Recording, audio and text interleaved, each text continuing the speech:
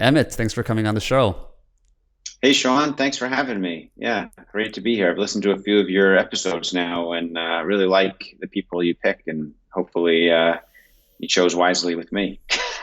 I think I did. I think I did. Yeah, we cover a lot of depth and variety on the show, and certainly financial and investing is certainly one thing that I'm passionate about. I think we were talking before the show. Legally, we need to have some disclaimers about the Yeah, discussions. Yes. whatever we say on here is not to be interpreted as investment advice. This is just our own thoughts about, stocks or investing. Everyone should be responsible for their own investment decision making. We're not investment advisors in any way, shape, or form. Yeah, important to say this is simply a discussion amongst two people. You can do your own research. Important to say that beforehand, of course. So, Yes. um, I wanted to bring you on. I was fascinated by your story about how you've risen to success with, obviously you've been at this for many years, but um, I was really fascinated. One of the things that really caught my eye was how you took your IRA from $2,700 initially to 29 million. Is that correct? Yeah. It's correct. Yes, it's pretty wild when I think about it too. And I think I went over it with a friend on like a monthly and annual basis, and it went from like 2,700 up to like 500,000 in the first. And this was over a 10-year period. It went up to 2,700 to 500,000 in the first like 4 years, and Wow. then after that, it dwindled down back down to like 30,000, all the way down to $30,000 What? in the next few years. Yeah, so it went from 500,000 down to $30,000, which is still 10 times more than the original, but still, it's like it was heartbreaking. But then it went up in the last 2 years from $30,000 to like 30 million. Yeah, pretty crazy. So why did it go down? How did it go down from 500,000 to 30,000? What happened within that time frame? Yeah, so this IRA account was not my, even though it's called individual retirement, account for, and it's implied that's for your savings. I didn't treat it as my savings. People shouldn't do the type of investments I did in my IRA in their savings account, like their investment savings. This was kind of a side pot of money that I was just playing around with, sort of gambling, I guess you could say, but, with information I thought I had an advantage on with regards to Tesla in particular. And so, I had my own work stock-based plan, my work 401k plan. Those were my savings accounts, and those, were my future. This IRA account that I had started with, almost $3,000. I kind of treated it as like an experiment, and so I didn't contribute any more money this whole time to it. And it's just been using my experimental investing, philosophy in it, where I use a lot of call options. And Tesla, I've known for a long time, has been kind of this generational company in my mind, that I think, has a real chance of being the largest company in the world, Yeah. by the end of this decade, and so for a long time, early on, um, I think it was in 2010 or 11 when I first discovered them. They were in like a 2 or 3 billion market cap. And market cap, for anyone who doesn't, we all trade on stock prices. We reference stock prices, and in my mind, stock prices are almost meaningless. Sean, you know what a market cap is? Do you want Yep. Market capitalization. Yep. to? Okay, yeah. So the market capitalization is the number of shares that are outstanding to the public times the market stock price, right? So one company might issue 1 million shares to the public, another company might issue 10 million shares to the public, another company might issue 100 million shares to the public, or 50 million, or whatever. That's sort of, that's their decision how many shares they want to issue. The stock price times those amount of shares is equal to the market capitalization of the company, right? So when I think of stocks, that's one thing I think I've noticed, which is so simple. Everyone knows this at the top of their head, but very few people, I think, keep this at the top of their mind whenever they're looking at stock prices. when I look at stock prices, it's almost meaningless to me. I want to know the market cap. Like, what's the market cap this thing is trading at, right? And Tesla was trading, the stock price was like $20 to $40. This is way before the split in 2010, 11. It was like in a range of $20 to $30 pre-split. And that market cap was like $2 billion or something like that of the company. And I was like, and this is like right when the Model S was kind of early. It wasn't even in production just yet. They were just kind of shopping it around as a prototype. But when I saw it as a prototype in 2010, I was like, wow, this is the future. I just knew, and I started studying Elon Musk, and I was like, man, this guy's the real deal. Like he's done a lot of things, with PayPal previously, and he started SpaceX. And before all that, he did something crazy and sold like the first MapQuest thing in the Yellow Pages. It's a very fascinating story, fascinating guy. And I just had a feeling that this car could be like the next big thing, and the market cap should be like 20 or 30 billion, I thought. So the stock price should have been 10 times higher, I thought, if the car was produced and sold. It was just still a prototype at that time. And so I started loading up on these call options of Tesla in my IRA account. But I'm careful with this experimental trading not to put all my eggs in one basket. Like, even though all my eggs are technically in Tesla with the IRA for the most part, I realized I can't, the call options, the furthest time you can go out is like a year or 2 years out. Could you explain just for people that don't know what a call option is, just a very in layman terms, what it is? Yes, I should have explained that too. So a call option is a exchange traded derivative of the stock. And basically what it is the right, but not the obligation to buy the stock at a certain price by a certain time. So it's a lot of little variables mixed into one contract that you're buying or selling. Some people sell call options like this, some people buy call options. And then there's market makers who have the job of making markets and call options. So there's always a bid and an offer in any call option that is on the exchanges, the options exchanges. Got it. And so Tesla, just as an example, Tesla was trading around $25, and I was buying call options to buy the stock at $40. So even though it's trading at $25, I think this stock's going to go like $100 or $200, right? And so I'm buying for $1 was the cost of the call option, let's say, to buy one share of Tesla at $40 within a year. So someone sold me that. Someone thinks that a market maker or someone selling call options thinks, oh, Tesla's not going over $40 in the next year. I'll sell you that option for $1 and collect that money myself and keep it as long as Tesla doesn't go over $40, right? But I'm on the other side. I'm saying, no, I think Tesla could go way above $40, and I'm going to pay $1 for that option. So when Tesla goes to $100, for example, I could buy a share for $40 and immediately turn around and sell it for $100 for $60. Yeah, for a $60 profit. No, $60 on $1 because I paid $1 for that. So I made a 60x profit on that. Crazy. I did that. Does that make sense? Definitely. So you can use these options for extreme price movements to make enormous sums of money if you can spot them.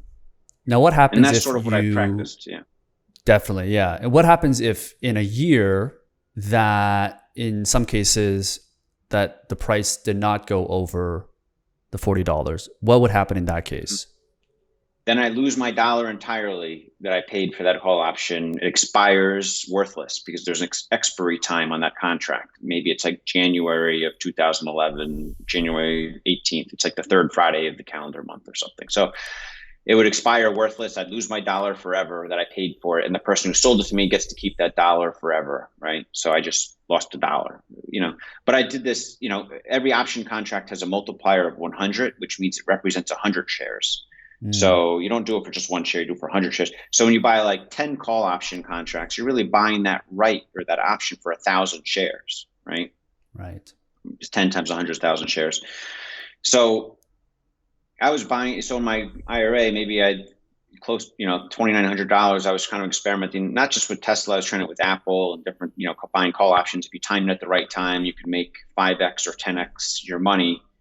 And I lost a lot of those bets, right? But I made a couple, and the first time around on Tesla, I lost, the options expired worthless in 2000, January or of 2011 or 2012. I can't remember, but I was still determined because I'd been researching Tesla and I'd been, vigorously like searching for it on the internet and articles. Back then, like you search for it on Twitter and you'd never find anything new. Like it'd be like once a week you'd see, oh, someone tweeted about Tesla. What'd they say?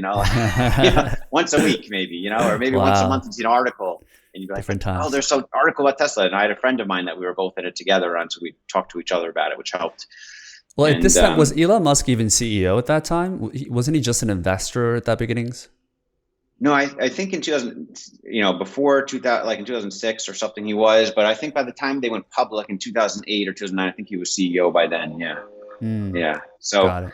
um, yeah. So I'd been buying these call options. I found a forum online that there was other people, like me and my friend, Tesla Motors Club forums, and just like some kind of like geeky people like me, just like nerding out on Tesla and Tesla Hmm. stock and the Tesla cars and everything. We learned everything we could possibly, and I was building conviction, and Sure. so I was able to kind of re-up my bet after the first call options expired worthless, and the second time, I think they expired. They didn't expire. That's when the stock started running up from $30 to like $200 a share in Hmm. 2013, 2014. Now, what is it that you saw in Tesla in particular, in terms of the data points or the criteria? Like, what was it that you have used for Tesla that perhaps other people can transfer over to other investments, that gave you so much conviction to be able to take the risks that you did? Yeah, that's a good question. So I think the first thing I saw was my own experience of testing the prototype, just the interface. I didn't test drive it, but when I went to like a local department store in 2010, when I first saw it and I saw the prototype of the Model S, it looked like an amazing car from the outside. But then when I sat inside, I saw that huge touch screen and I Mm-hmm. was playing with it and it was like so it was just like the software was like incredible. Like you wouldn't expect software in a car, like Mm. it was like an Apple iPhone type experience. Like the only time I felt that kind of experience before was the first time I played with an Apple iPhone, and then it kind of clicked in me. I was like, oh, I didn't buy Apple stock. I knew, looking back, oh, I should have bought Apple stock in Right. 2007 or 6 or 8 or whatever, but I never did. And so I kind of carried that forward and I was like, this is like an iPhone moment, for cars, and this is going to be big. And so I started researching it, kind of got perked my curiosity. And as I researched it, the founder, that's very important. I think if you research a company or a product, you want to know about the founder. And I think Elon isn't technically the founder, but he really is the founder. There's like a weird, it has a weird backstory, but he's really the founder of the Tesla we know. Right. There was a Tesla of the old that, he wasn't technically the founder, but when he took it over, he had to like revamp the whole company and rebuild it basically and put his own money into it. So he's chairman, CEO, founder in my mind. And as I researched him, I realized he's got incredible vision. I would look at his interviews, I'd listen to him talk, and I just saw that he sees the world differently than most, And I've been told that about me, is like maybe I see the world differently than other people. And, someone might talk about something in a certain way, and then I'll tell my wife, like, does that mean that? And she's like, no, this means this. And I interpreted a completely different meaning to what they were saying, which might also be partially true, but it's just unusual that I interpret it a certain way, whereas other people interpret something, I don't know. So Elon, I kind of noticed that in him, he sees the world differently, but the way he sees it just seems to be more truthful in many ways, in my opinion. And so he's also very like, had a huge track record of success, and he understands what he's talking about whenever he's talking about the chemistry of batteries or physics or space.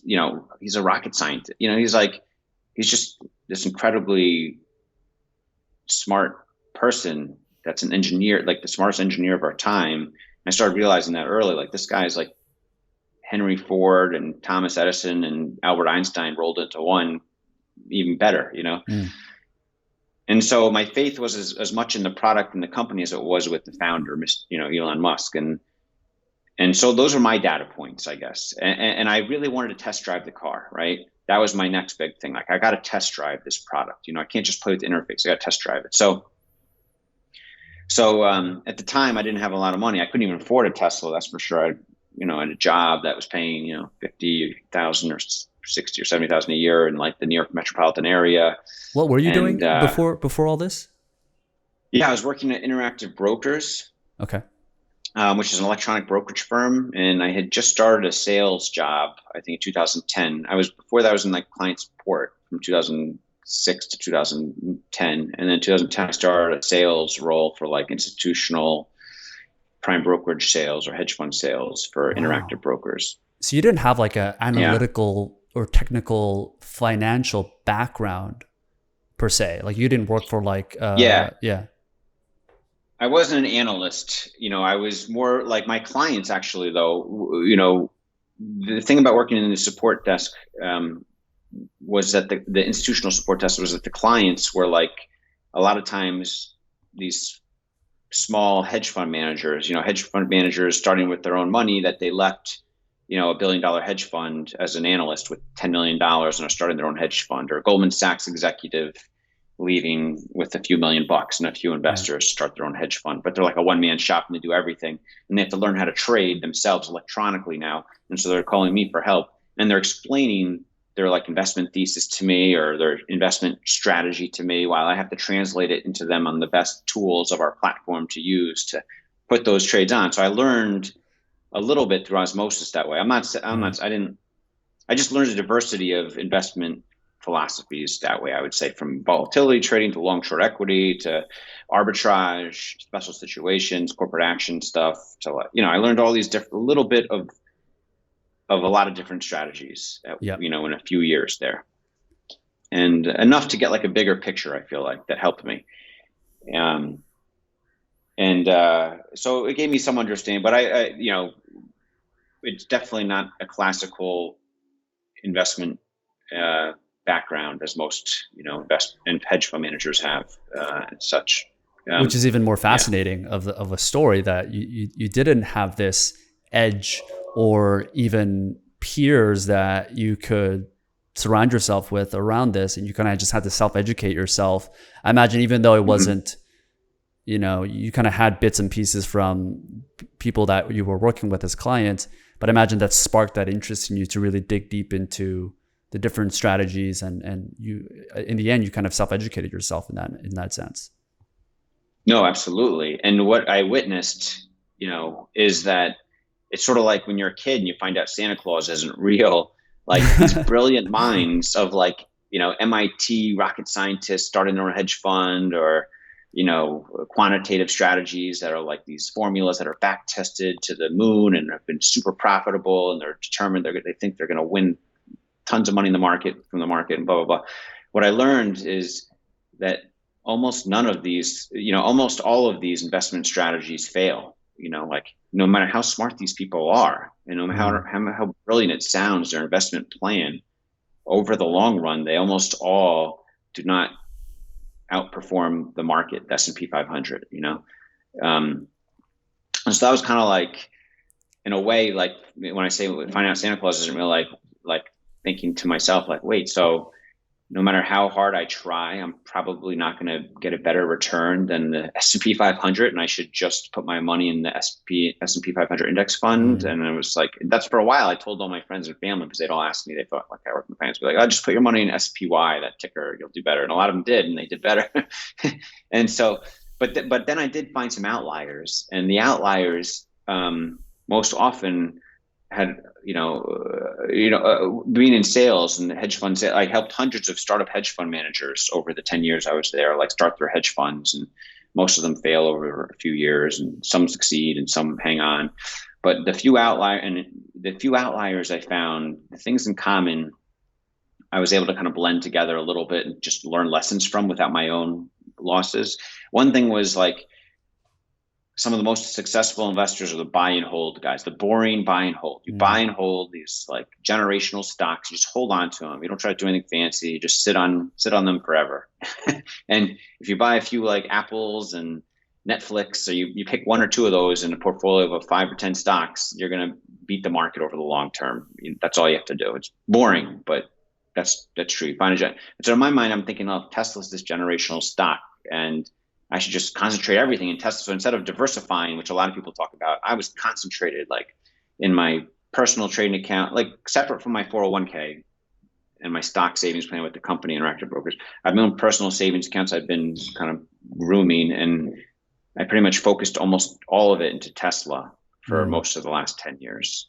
So Like that's what those 95%. guys were doing as well. They weren't diversifying too much. It was 4 to 5 stocks and majority of their portfolio into those stocks. Yeah. So if those guys, the people that bought and hold, and as long as they had a few generational stocks within their basket, most of them wouldn't diversify to that. Concentrate to the extreme I was doing it. They would, have a basket of 5 or 10 or 20 stocks or whatever. But not doing anything fancy. They're not trying to trade in and out of them. They're not trying to time earnings. They're just kind of holding through, thick and thin, just holding on to these long-term stock positions. And a few of them worked out to be huge winners that, helped their performance drastically. And now they're like growing their fund or their investment management business. And another thing I saw was early on, one of my hedge fund clients, and this planted a seed for some of my call option ideas, I think, I remember seeing a hedge fund client of mine start with like, $2 million, $3 million. And he grew to like 10 or $20 million in like a few months. And I was like, whoa, like it wasn't investors, just like his own performance. And I would like ask he was working with our block trading desk, our options block trading desk. And he'd talk with as a salesperson, I'd talk with the different departments in our company, see how we could better service this guy. He's hot, he's generating a lot of commissions, hot client, let's help him grow his business, And it turns out he was buying a ton of these like call options on suppliers of Apple and Apple stock options, like at some of the Apple movements and suppliers of Apple, in 2010 to 2012 or whatever. And so he would like buy like a ton of these call option contracts on like an Apple supplier. They'd have their earnings or just over a month or two, that stock would go up like 30%, but his option contract would go up like 500%, because it was like a 3-month call option expiry, And so I just saw like the seeds of like what I could do if I timed some call options the right way, you could really get an exponential return in certain cases. It's very risky. You have to be prepared to lose it, and that's why I kept that trading bucket completely separate from my retirement savings. That's what's important here, is like I was able to segregate that in my head. Like I have my really high risk gambling investment trading account that if it goes to zero, I'm still going to be fine. And then I have my savings account, which is much more diversified and conventional and conservative, that I'll still retire at 60, no worries if that other account goes to zero. What was your portfolio allocation of risky, of your risky portfolio to more of the safer diversified? Was it like 80% safe, 20% risky? Did you use like the barbell strategy that Nassim Nicholas Taleb talks about? Yeah. So my strategy of this risky account or of so basically the way I looked at it was I need to live to trade another day. Like I didn't want to lose all that money on one bet, even though I'm so concentrated on Tesla, like I want to have some Tesla stock after that run up in 2014. I'm holding on to a lot of stock, but I'm also investing into Tesla options periodically. Every year or two, I'm kind of closing out my options for a loss and buying new options that are another 1 or 2 years out. And so I kept doing it every year. I thought it was going to go up, but from 2014 to 2019, it didn't, right? Yeah. And I was losing money. And that's the period where my IRA account went from 500,000 down to 30,000. I'd been slowly losing it along that period of time. And I had a personal trading account at the same time that went up to like 2 million at 2014, but then that dwindled down to like 500,000 or 400,000. That was my like play money that wasn't the IRA account, and that started at $30,000. The IRA started at 3,000. The personal kind of play money trading account started at $30,000 in 2011 or whatever. So those are the two main accounts I was kind of playing with. One was, tax, you don't have to pay taxes on any gains, and that's the IRA account until you withdraw it down the road. But the other account, you have to kind of play a little differently with taxes. Yeah. So yeah, I mean, from 2014 to 2019, I was really studying hard my conviction on Tesla. Like I was owning the products myself, driving, getting all the newest cars, even though I couldn't really afford, I'm like, I have 3 kids. They're young kids. I'm debating whether we should put them in public or private school or spend the money on a new Tesla, Did you lease it at it's like, least? no, well, we did lease it. Yeah. We Yeah. leased, we did lease it. Yeah. But it was still expensive. It was like $1,500 a month for the lease for the God. performance signature Model X that we ended up getting, because I wanted to Yeah. have the latest model. This Model X, I wanted to make sure it was like the top end technology that I thought it would be to keep my conviction on Tesla, and we ended up doing both, but it was a little risky and stressful for a while. And I got one of the first people in the Bay Area to get the Tesla solar roof on my house, and that was expensive at the time. That was in 2018 or 19.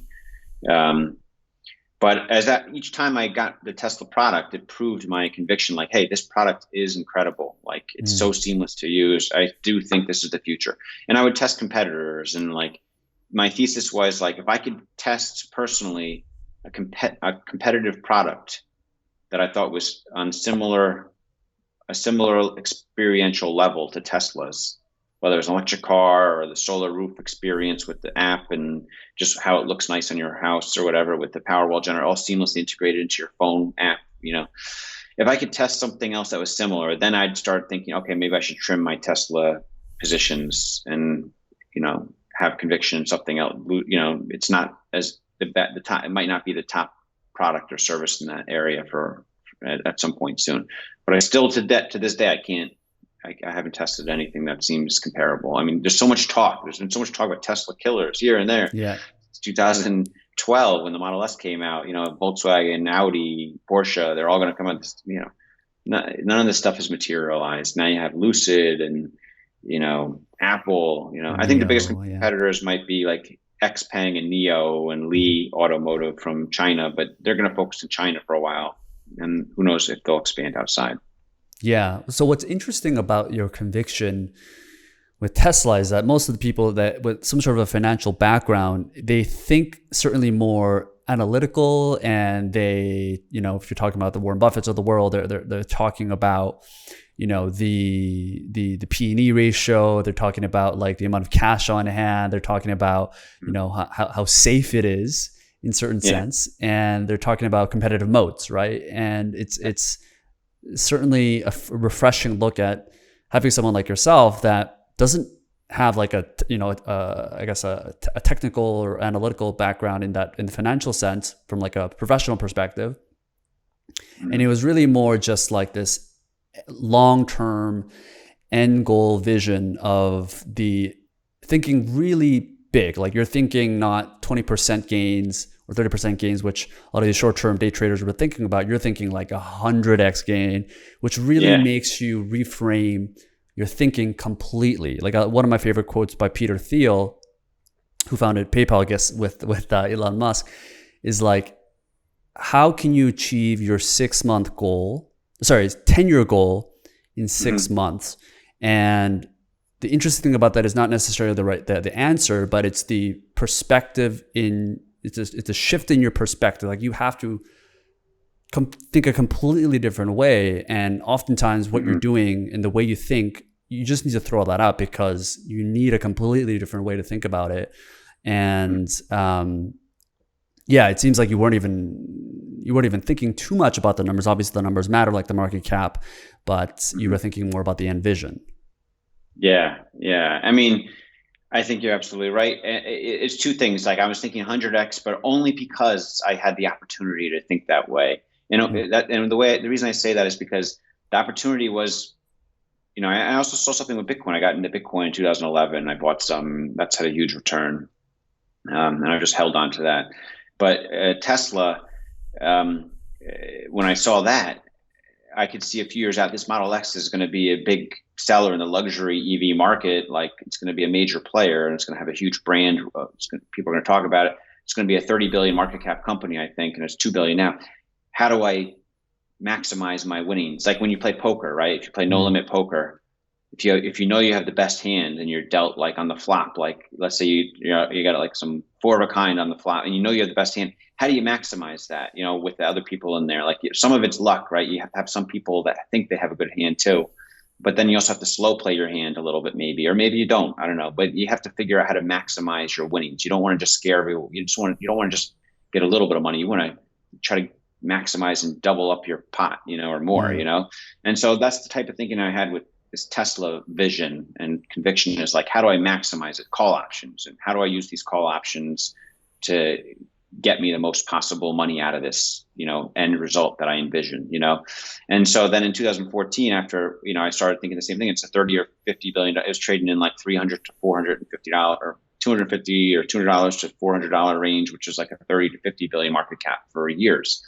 But in 2016, 17, 18, I was like, man, this Model 3, when it comes out and in full force, if it's like successful, and then they have other products in the wings, like, this should be like a 300 billion market cap, should be 10 times even bigger than it is now, So then I started positioning myself for more call options, and I got better at it, right, from the first time around. And I started thinking, man, I got to buy more call options, because I think this is going to be a 300 billion market cap company.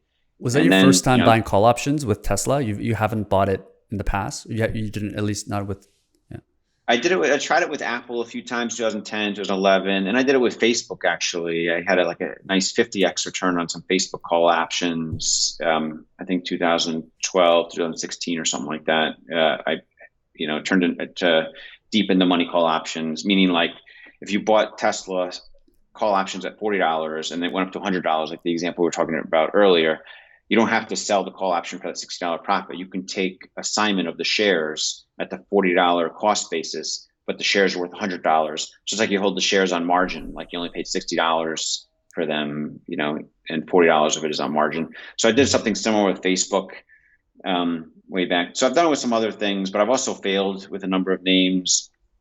And I'm trying to expand my investment philosophy across other names with similar call option things. But a lot of it's the timing of the market. Right now, as we've seen in the last week, the market, the whole macro market, interest rates are going up, and all these growth stocks are taking a big hit right now. So like a good time to get these call options was, right after the COVID crash, when I did that last year, I bought a bunch of put options right before the COVID crash, and I bought put options in the NASDAQ index, and so when the NASDAQ crashed 30% in, a few weeks, I made like 25x in a few weeks on that investment. It wasn't my whole portfolio, but it was like 10% of my portfolio at the time, which turned into a large gain on my account overall. I was trying to hedge my portfolio, but then I took those, when I cashed out on that, I took that gains and I bought, because that's when the market was at kind of its lows in the spring of 2020. I saw the market kind of stabilize. It wasn't going down lower. So I took those winnings and bought like Square options and Peloton options and things like that, that have panned out well. But right now, buying these long-term call options, it's a tough risk reward because the market's gone up so much in the last, 9 months that I feel like, you need the whole tide of the market going up, to really profit on these call options, it's hard to envision this tide of this market to continue rising like it has the last 9 months for the next few months. If anything, it seems to be fluttering and, going down even. So is the best time to buy call options generally in like this first stage of a bull market, or at least when the market is down to the point where you have pretty big conviction that it's going to go up or rebound? Yeah. I mean, optimally, the best time is you want to buy low, sell high, right? So you want to wait till the market goes down a lot, and have some cash on hand and to buy stuff when the market goes down a lot. If you could do that, you're going to make a lot of money. If you buy low and sell high, that's how you make. And if you do it with call options, you make even more. But there's always the question of like, what if it takes years to recover? Like after the .com crash, it took years for the market to kind of recover. Even if you bought call options after that, you would have lost all your call option money, because call options are typically at most 1 or 2 years out in expiry. Sure. So it's risky, the call option stuff, and so you don't want to put all your money in call options. You want to save, that's my investment philosophy that I've been doing. Right. And it's worked out some years really incredibly, and some years not. Got it. Now, in terms of education, because you've obviously self-educated yourself in terms of not only the technical things around how to do call options and so forth, but I imagine, if you look at like Charlie Munger, he talks often about like the best investors aren't reading investment books, but they're studying philosophy, history, psychology. What are some of the books that have influenced you the most around decision making or helping you become a better overall investor? Yeah, I mean, I think Nassim Taleb, you referenced earlier, he has some great books, Fooled by Randomness, The Black Swan, and I'm not a big reader. I'm a very slow reader. So I listen to things. I listen to audiobooks. I listen to a lot of podcasts. I get a ton of information listening to podcasts now. And I like to listen to like influential thinkers interviewed on various podcasts, just to update my own perspectives. The more ways I can look, the more perspectives I can have on a certain situation, whether it's the Tesla investment thesis. Like I studied the bear case very heavily. Like I wanted to understand every shorts for years. Tesla was like a favorite for the shorts. They kept demonizing, saying Elon Musk is a fraud, Tesla's going bankrupt, all this stuff. And I studied that so closely because I wanted to understand their perspective as well, And as much as it pains me to study the opposite side of things, it's so important for me to study the things that I don't believe in, just to understand where it's coming from, And if I can study all different sides of something, I feel like I have some type of better grasp. I have more information than most people who see things from one direction, And so I can make maybe better decisions sometimes, because of that. I use social media a lot, like the coronavirus crash. When that was coming last January, I was looking at citizen journalism on the ground. There were some Twitter handles in China. And, at first it seemed like, oh, is this real or is this pretend? But then I saw the same kind of citizen journalism in Iran and Italy of what's going on the ground. Corona stuck there. And I just built conviction like, this is like the real deal. When it hits the US hard in the next few weeks, it's going to panic the markets. And so I was like, I don't even know if this is real. It's going to kill all of humanity at that point. It was like freaky, And so I was like, well, at least if I should protect I should hedge my portfolios and buy some put options. So, I find a bunch of trusted resources that people I trust, and I use social media now to try to find a variety of views, and I look at all their views and I try to put it together to mix it up to see what I think is most true about a situation or not, Yeah. The thing that stands out to me with what you just said is seeking information that from the other side of the table, right? It's human beings have such a huge confirmation bias that we're always seeking information that makes us feel good or that gives us, a confirmation of like what we already think. And it's only been escalated with social media algorithms of feeding us content and data that, our peers. And it's the reason why we live in such a bubble in many sense. Yeah. But it's fascinating that you've actually intentionally gone out to seek the other side of the view around making sure that I guess the idea is like you should be able to argue just as well. In order to have an opinion, you should be able to argue the other side just as well as your perspective. And it seems like you should know their arguments very well. Yeah, you should know the other side's arguments well. Even if you don't agree with it, you should know their arguments like backwards and forwards. And yeah, you're right. And in terms of that data gathering process, how do you balance that constant need in us to gather more information and more data before making some sort of a decision, while also understanding the fact that you can never really have enough data. There's not enough data in the world to give you 100% validation. Yeah. How do you balance that personally? That's tricky. And I always think of that quote, perfect is the enemy of good, that Voltaire, I think, is attributed to. And so you can try to seek perfect information, but you'll never get enough to make a decision, and you'll just be crippled by that, right? And I see that all the time in business, in every aspect of life, people making a business decision or whatever it is, a release of a product or, let's make it perfect, fix every bug, whatever before we were. And I think you And tweeted about so, Twitter Spaces yeah, as an Twitter Spaces. example.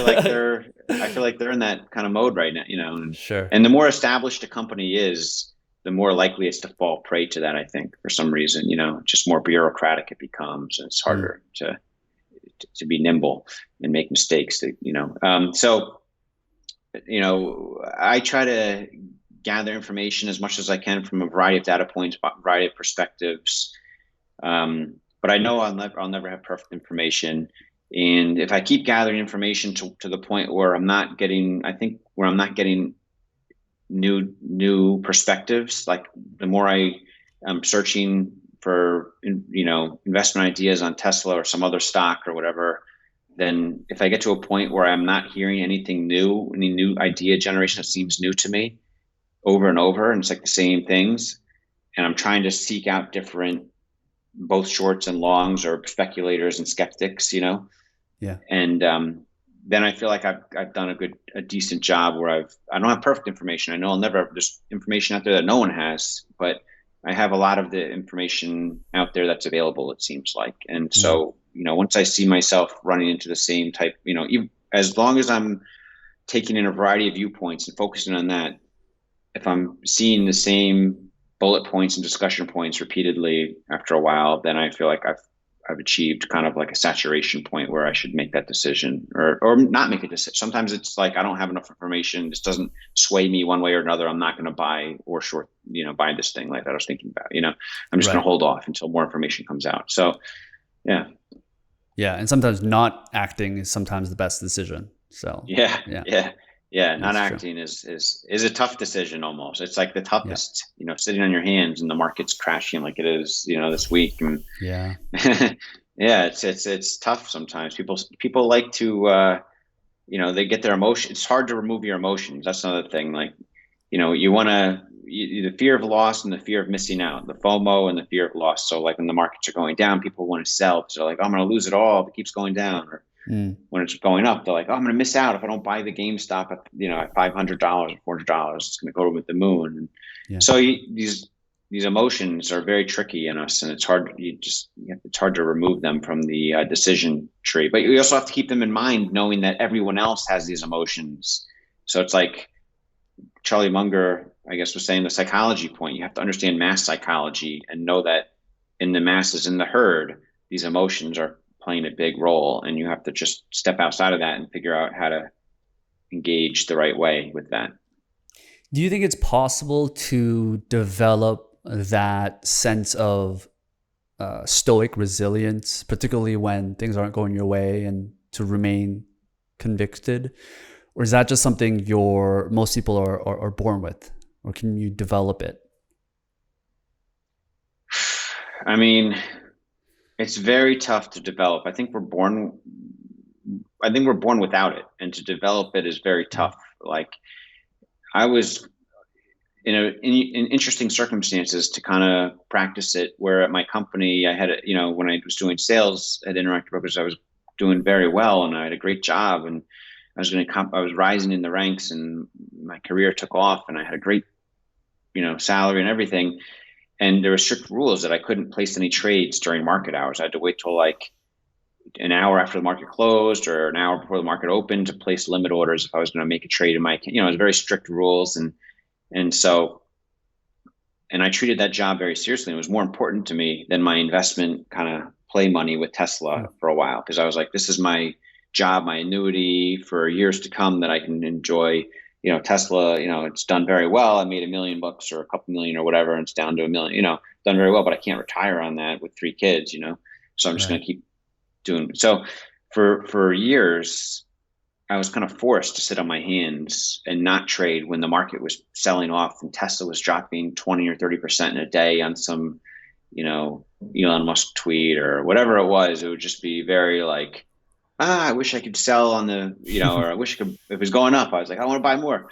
And so I had that restraint built in because I knew I'd probably pay a consequence of potentially losing my job if I'm trying to trade in the middle of the day, so it was kind of unique for me to have to go through that. It was like, I don't think many people are in that situation where they're kind of forced not to react to the Yeah. markets.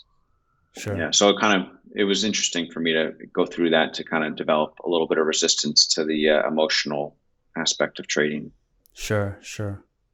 Well, the current markets are obviously very fluctuated right now, but with the amount of gains that you've had with Tesla, I'm curious to get your thoughts. Like, are you now like where do you see the next 10 to 100x opportunity? Is it still that same framework that you're using of being able to look for those absolute insane gains, or is it shift now because for you with the amount of capital that you're working with, 2 to 3x is Yeah. is enough. You Yeah. don't Yeah. have Yeah. to Yeah. necessarily go for that 100x Yeah. gain. So Yeah. I guess the first one is like how do you approach risk taking with that amount of capital now, and where are you looking for that next 10 to 100x opportunity? What are things you see in the horizon? Yeah. So, my risk taking has shifted. Obviously, I don't have a job with an income. I have so I'm trying to compartmentalize my own wealth into like a bucket of like safe money that I'm not really touching. It's more almost in cash or a very conservative type strategy. And then I have like my super speculative stuff in my IRA account that if it makes 10x, there's no tax consequences because I've made money in my non-taxable account, and paying the government millions of dollars is not fun. Just like it leaves a bad taste in your mouth. but but you have to do it. You got to follow the rules, obviously. Yeah. And then I have this like hedge fund I started, and I'm trying to practice my investment philosophy in the hedge fund with a number of different ideas, not just Tesla, but I'm trying to find like 5 or 10 ideas that I think could have like a huge um, a huge future. So I try to look to the future and think like, okay, in 3 or 5 years, is this company's future super bright? Like, are they going to be like talked about at the dinner table by everyone? And right now they're not, are they going to be, is this going to take over some industry or open up a whole new industry like the metaverse or whatever? Is this going to be the forefront of that? Or, so I try to think, I love the future. I love technology. Ever since I was a kid, I wanted to be the first to have the Reebok pumps, for example. Like any new technology, whether it's like a new shoe, like that has some cool like pump in it, or a new video game system when I was a kid, to like new iPhone, Tesla. Yeah. Tesla, yeah, Starlink internet now, or some cool drone or something. I want the new stuff. I like that, or it just fascinates me, and so I'm looking constantly on the lookout for that, just for my own curiosity. What's the new thing? And if I can find a company that's like a pure play, like Microsoft, obviously, is a big company. They have Minecraft. That's a big thing in the future. But Minecraft is just one component of a $1 trillion company. It's not a good play. But Roblox, on the other hand, they're about to go public with a direct listing, in March. And that's a pure play on the metaverse, and maybe that's an interesting investment idea I've talked about before, So I just try to think of the future, like in the future, which of these companies is going to be like hard to not live with, and in what way? What's our life going to be like? How much are people going to rely on? How could it make money? I'm thinking of like how engrossed is our society going to be with that company? Twitter, that's gone up a lot. We're all on Twitter. It's like once you get accustomed to Twitter, you can't give it up. It's like a huge source of information. So I'm just thinking about these companies. And then you got to be aware of what competition could come in, or is there a new technology that's coming in by another company that's going to make that technology and that company obsolete? So you got to be aware of that. Like, is Clubhouse going to make Twitter obsolete or something? I don't think that's the case, but people, you have to think about those cases. And so if you can find something that you can build conviction on, that like 3 or 5 years is going to be much bigger, and you can find that pure play company, then maybe it's worth just studying that company more and more, the founder of the company, the product, and test it yourself, use it yourself, test the competition. And if it seems like all the pieces of the formula come into place where it's like there's no competition anywhere near it, the founder is incredible, this industry is going to take off, the stock market cap is at this, but I think in 5 years it should be 10x higher, then that's the recipe for finding that 10x, or make it 100x if you can use the call options the right way, right? Right. I guess it's easier said than done. We all want to find that next Tesla or the next Bitcoin, right? Exactly. And you got to keep in, because you also have to keep in mind with the fluctuation of the macro markets, right? Like Yeah. we could be going through interest rate change where all these growth stocks are going to be valued at half the market cap what they were, and that's just like a new setting that it builds off of. It takes a couple of years to get back to where we were. So if you're buying the call options on them now, then those are going to be worthless in 2 years. So you got to be lucky with the macro market as well if you're going to use the call options. That's why buying the stock is much safer on these types of opportunities. Sure. How do you assess like market temperature and whether it's, or do you not care about that? Do you really just focus on the long term? Obviously, you've had that 500,000 going to 30,000, so you've been through this.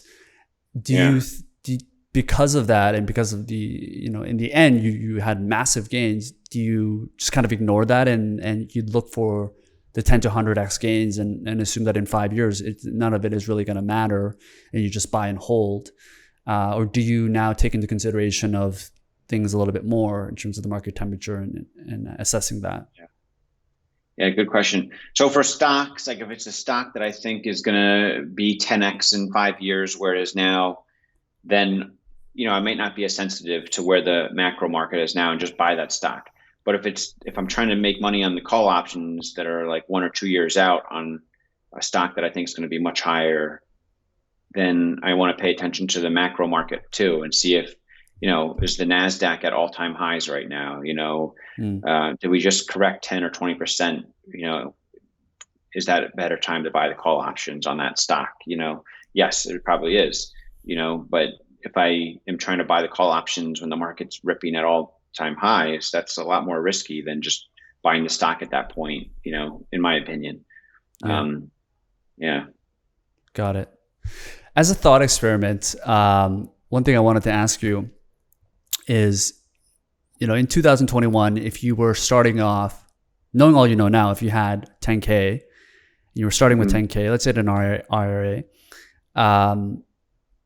what are some of the things that you would do now? Obviously, Tesla is at a pretty big high, Bitcoin's at a big high, so those are off the table. What would you personally do if you just had 10K? Yeah. That's a good question. I think I'd probably try to keep like half of it in cash, and then the other half I'd wait for the market to maybe see if it goes down 20%. If the NASDAQ goes down 20%, I'd start deploying that other cash in a combination of some stock and maybe a couple of call options on some opportunistic things. But the first 5,000, I'd buy right now. I'd probably buy some stock, and I'd buy a couple of shares of Tesla maybe, and then I'd buy I'd save some cash for this Roblox IP direct listing or something, and then maybe buy a couple of call options on a couple names that I think are going to be big winners, in the next couple of years. Big winners meaning like even if the company itself doesn't quadruple revenues in 1 or 2 years, maybe it just increases its revenues 50% or something, which is still pretty incredible. But within 1 or 2 years, it'll be clear to the investment world that 1 or 2 years from then, it will quadruple the revenues. So you almost have to look 4 years. You almost have to, you almost have to think okay, I think stock XYZ, some startup car company, is hardly producing any cars right now, and in 2 years it'll produce 1,000 cars. But in 2 years, it'll be clear that 2 years from then, it'll be producing 50,000 cars, Right. Then the people that are investing in it 2 years from now will value that differently than they do now, and put a much higher multiple or whatever you want to call it. They'll just put a huge premium on it.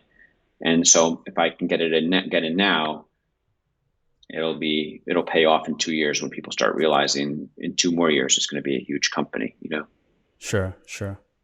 Interesting. Yeah. To shift gears a little bit, Emmett, I wanted to talk about these things that are popping up like crazy now, which are NFTs. I know you have some opinions on this. They're called non-fungible tokens. And you're seeing in the news now where a video of LeBron James dunking is selling for $200,000. I think Logan Paul, the YouTuber, made $3.5 million in one day selling his NFTs. it's insane. So I guess as an overview, what are non-fungible tokens for people that aren't aware, and what are your overall feelings about this market? Yeah. I think non-fungible tokens or NFTs, they're like, it's like a unique digital signature on something in the digital world, that can't be reproduced. Like maybe you could take a picture of it, but it's not going to have the same digital signature as the file that you have for that digital picture or whatever, Yeah. So it proves that you technically have like the ownership rights in this NFT world for that digital item, and it's widely accepted in the digital spectrum as that, and so it's interesting. It's like digital art or digital collectibles, that's how it's being kind of marketed, and I kind of see it. Do you remember the initial coin offerings, ICOs of 2017? There was like a big craze, the last time Bitcoin was running up, there was all these other new coins coming out, and every day there's like a new white paper of a new coin being created by people, and venture capital firms were buying it all up, and people were making lots of money. And, that was like a crazy frenzy that petered out pretty quickly. So I think this is similar, but just in a different wrapper. Okay. Some of those ICOs maybe survived and are worth something like Cardano. I don't know when that started, or, Ethereum started obviously earlier than that, but like that, there's some coins that maybe they came out in 2017 and the 16 and these initial coin offerings that are still around today for good reason and have been adopted. But the vast majority, 99%, have become worthless, And so I think same thing with these NFTs.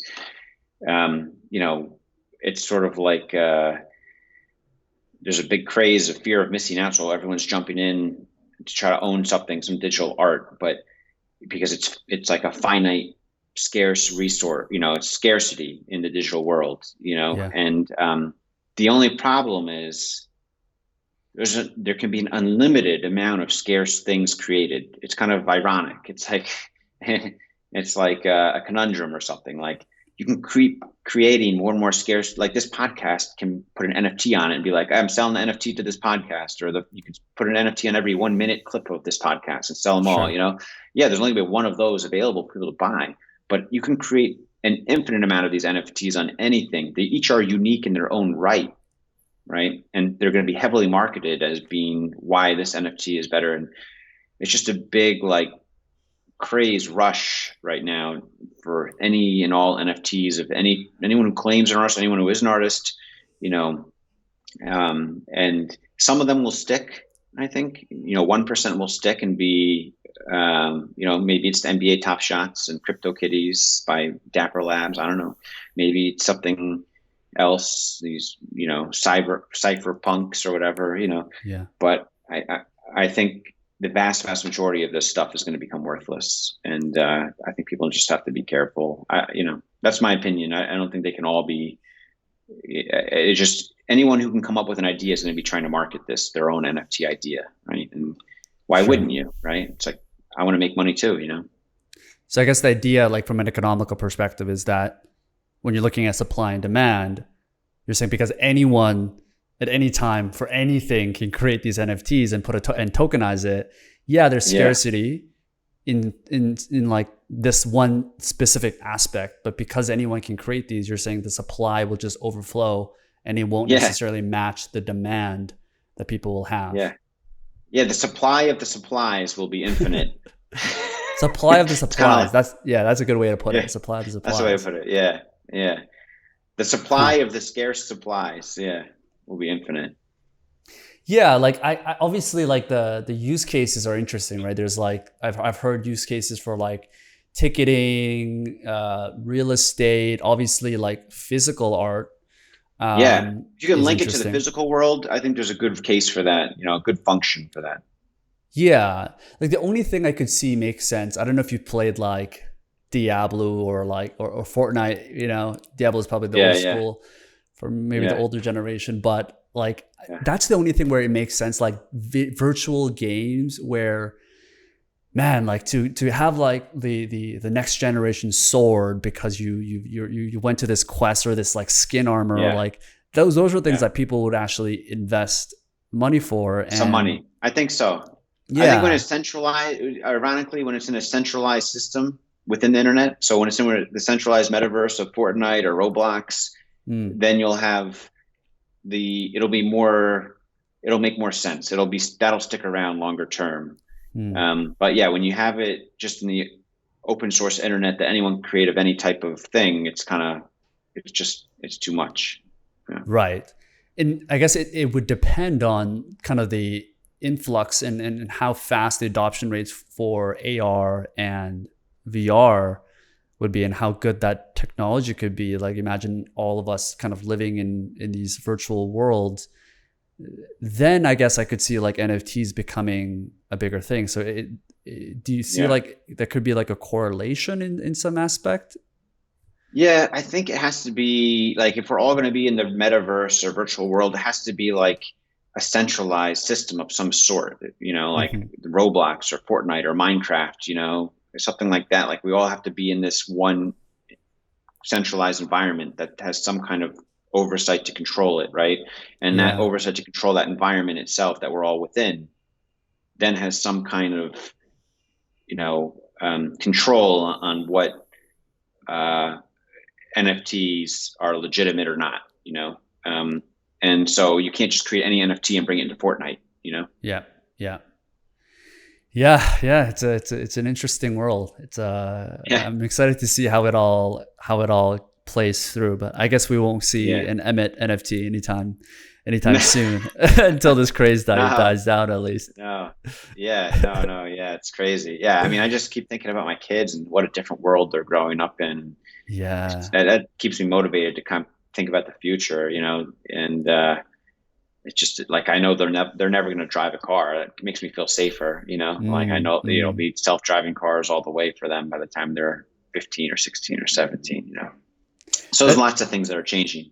sure. Yeah, and in some ways you have like this leg up because you can see the trends and what your kids are doing and what they're Yeah, playing around with and what their habits are, what their friends are looking at. So I yeah, guess you can kind of really see into the future 20 years down the road of what's going to happen. yeah, Um, absolutely. Emmett, so I want to leave with this one question. Sure. If you were to look back to your 25-year-old self, like what are some of the advice? Like what's one piece of advice looking back Hmm. that you would give yourself? I think 25 is kind of like our target demographic age. So yeah. Yeah, yeah. So if I'm 25, I'd want to number one, I'd want to have some kind of like 5-year plan for myself. Like, okay, in 5 years, where do I want to be? Just, I don't necessarily have to know how to get there, but I just want to have some idea of where I'd like to be. It doesn't have to be the only idea, but just some idea that I can envision. Because when I was 25, I'm not sure I had that. Sometimes I did, but sometimes I didn't. And just helps to have, feel like you have some control of the future. Like you have some thought on what the future could hold if you play your cards right, for example. And then number two, if I haven't, I think when I was 25, I had started experimenting with investing, but maybe not in the right way. But I did. But I think most 25-year-olds, they should be experimenting with investing their own money by that point. Like they should have their own savings plans, hopefully in place. With maybe they have an employer that helps them, or if they're employing themselves, they just have their own little IRA account to the side. They put in like an index fund or something that's kind of like they're not messing with that. But then they separate a separate bucket of money themselves. Maybe it's in like a Robinhood account or a Cash App account or something like that they can experiment. They can buy maybe a couple cryptocurrencies with. They can buy a couple stocks with it. Maybe try a call option here or there. But also don't put all your eggs in one basket on that experimental money. And don't make sure that you keep it separate and they don't try to like borrow money from this bucket of money to put in that bucket of money when you run out. Sure. So those would be my two things because I learned from experience. Like I think there's like Confucius saying, it's like I forget what I hear, I remember what I see, but I learn what I do. Mm, And so if you do it, you'll learn it. If you just listen to me and you talking, that's helpful, but you're not going to learn it. You're not going to learn anything until you actually do it and experience it. yeah, That's my that's view. powerful. That's powerful. Well, powerful way to end it. Yeah. Emmet, thanks so much for making the time. Really, really appreciate it. There was so many things that I wanted to also go into. So would love to have you back and do a round 2 Sure. on this. Where can people learn more about you? I know you've got your hedge fund now, the Good Soil Investment. We'll link all those down. Where else can people learn more about you? Yeah, just on Twitter, they can look up my name. It's just Emmet Peppers at Emmet Peppers at Emmet Peppers on Twitter. I'm not trying to give away my personal email address there. And then on the website, goodsoilinvestment.com. But yeah, I mean, that's different. But yeah, I think just on Twitter, you can follow me. My DMs are always open. I try to get to DMs as much as I can. Some people message me, and it takes a couple of days, but I try to respond to everyone I can. Oh, that's very nice of you. Wow. Yeah. I'm still at that phase. It's funny. I have a story with Elon Musk in 2013 when I first got my Model S. It was the greatest car. And after like 2 or 3 weeks, it broke down. And I was one of the first owners in the Northeast to get it. So I knew there was not much support as an early adopter. And I knew that. But then after like a week or two of getting the runaround of them like not getting the part, I was like, what do people do at my company when they can't get help? They email the founder, and I guessed Elon's email address. And he responded in like an hour and like wrote me like my stuff back. Yeah, it was awesome. It was before he was uber famous in 2013, and he was still well known, but not like. What did he say? How did he? I guess it was like thoughtful, like thanks for supporting the mission and the car. We're gonna get well, before he responded to me, someone called me from like the Queens, New York service center had like the only service center within like 50 miles or 100 miles of me in Connecticut at the time.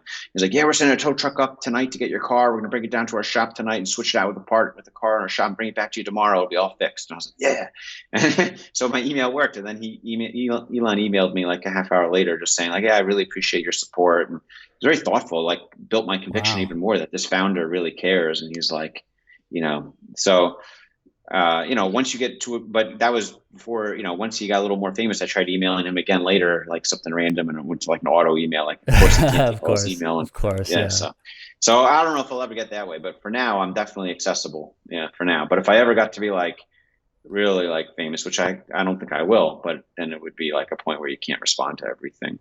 You never know. You never know. Once you hit that $1 billion mark, which I'm sure you will soon. I don't know about that. That's possible, but unlikely.